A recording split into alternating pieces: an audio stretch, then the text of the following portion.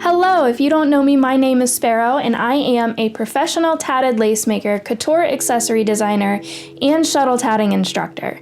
I learned tatting from my grandmother when I was 9 years old, and I started teaching when I was 19. In this video, I'm going to show you a few techniques that I use to make my finished work look a little bit more consistent and more polished. None of these tricks are in any way required to learn in order to master this craft, but they are useful to know, especially if you like to watch my tutorials as I use them in all of my videos. So here are 4 of my favorite shuttle tatting techniques that you can try too.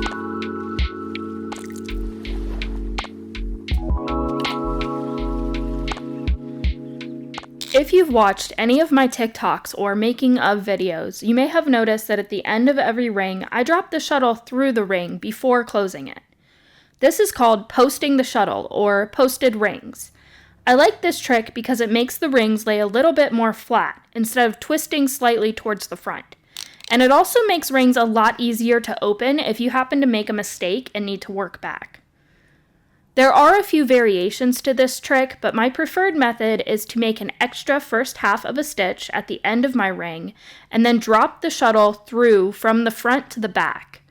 This extra half stitch does not count towards the pattern stitch count. Here's an example of a regular ring and a posted ring so you can see the difference.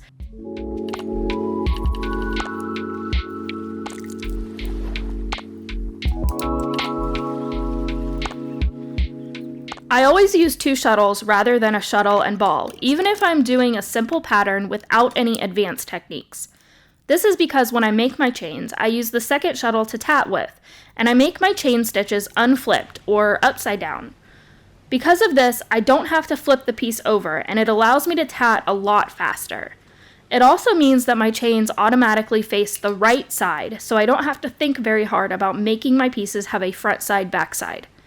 I explain front side, back side tatting later in this video, but the important thing to remember when doing this is to reverse the order of the stitch halves, meaning that instead of first half, second half, you'll be doing second half, first half to get the completed stitches to look correct.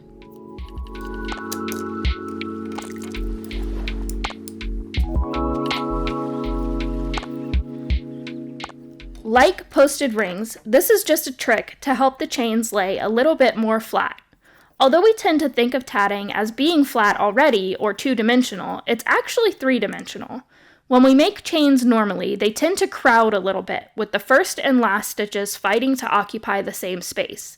By making an extra half of a stitch, again I use the first half, the end of the last chain becomes nested against the start of the new chain, making it look just a little bit tidier and eliminating that slight twist.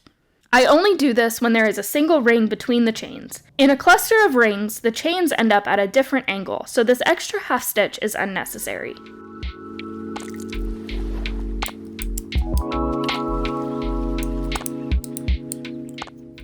I mentioned front side, back side tatting earlier, and you may have heard this technique be discussed before. There's a lot of debate over whether front side, back side tatting is necessary.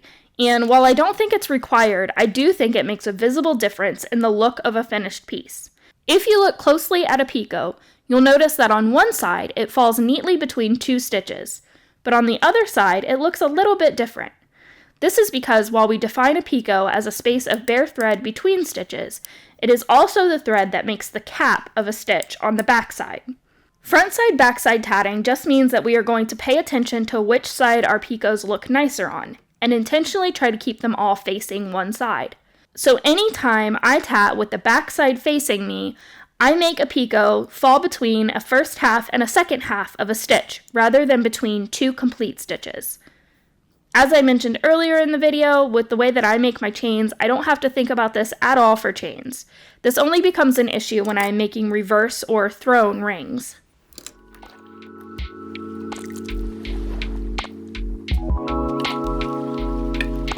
While this isn't technically a tatting technique, blocking will have the biggest impact on the finished look of your pieces over all of the other tips in this video. I block all of my pieces, usually with a pressing cloth and a steam iron because it's fast and I'm impatient. But you can also wet block if you prefer. Even if you don't use any of the other tricks in this video, I recommend that you at least block your finished pieces with whichever method you prefer, because it's going to instantly make your tatting look more polished and more professional, and it also helps to soften the thread if you're using a cotton or natural fiber thread. So those are my top 5 favorite shuttle tatting techniques. Have you tried any of these before, and if so, which one is your favorite? If not, which one are you excited to give a try?